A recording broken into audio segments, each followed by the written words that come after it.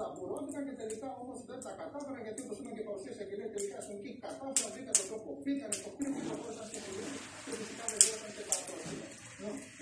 26 πριν από 2 ώρα σε οίκο ανοιχτή. Πώς ήταν στην καταστροφική λεσμανία? 19 άτομα, και η διαφορά σε σχέση με όλες τις υπόλοιπες παράνομες καποταγικές δέσμες είναι ότι εδώ μιλάμε για ένα διαμέρισμα σε πολυκατοικία στην περιοχή της Κυψέλης.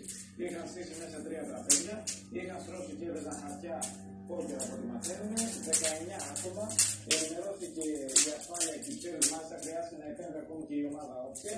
Πρόστιμα σε όλους, 3.000 ευρώ σε αυτό που είχε στην γυναίκα, που είχε δυσκώσει το διαμέρισμα, και στους πόσους 300 ευρώ ακόμα περισσότερο. Είναι άπειρο, τα οποία ξεχωρίζουμε με δύο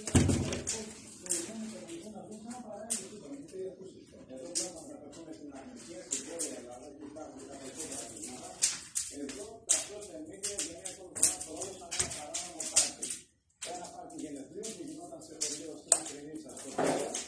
Ανέβασα μία από τις 5 που απέστασαν στο πάρτι, μια φωτογραφία στα social media. Ο πρώην Επιτροπότη το ίδιο ενημέρωσε την αστυνομία από την Βίλια. Από την αστυνομία λοιπόν πήγε και δεν έκανε καλή στο πάρτι. Κάνουν πάρτι. Κοιτάξτε ακραίτη. Λίγο κάτω. Είναι το πληρώνει του όλου και τις στρατιωτικές. Είναι τα δίκτυα να διδικάτε. Η εικόνη με το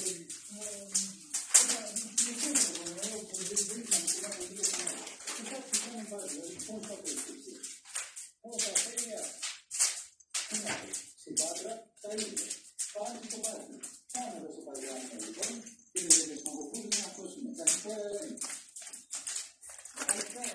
Λοιπόν, αν περίπου άνθρωποι δίνουν μάχη η Παναγωγία της Άντρας και κάποιοι άλλοι από την Πάτρα Πάντα διοργάνωσαν πάρτι παρουσία 25 με 30 ατόμων σε συναυλία ενός φυσικού.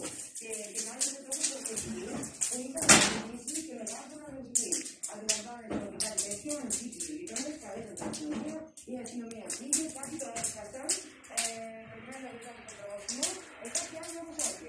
Έτσι λοιπόν η αστυνομία από τα περίπου 30 άτομα, αυτούς που εντόπισε στην αυλή εκείνη τη στιγμή, έδωσε πρόστιμο στο άτομο, τους έδωσε πρόστιμο 300 το καθένα και 3.000 ευρώ σε αυτόν που διοργάνωσε το πάρτι.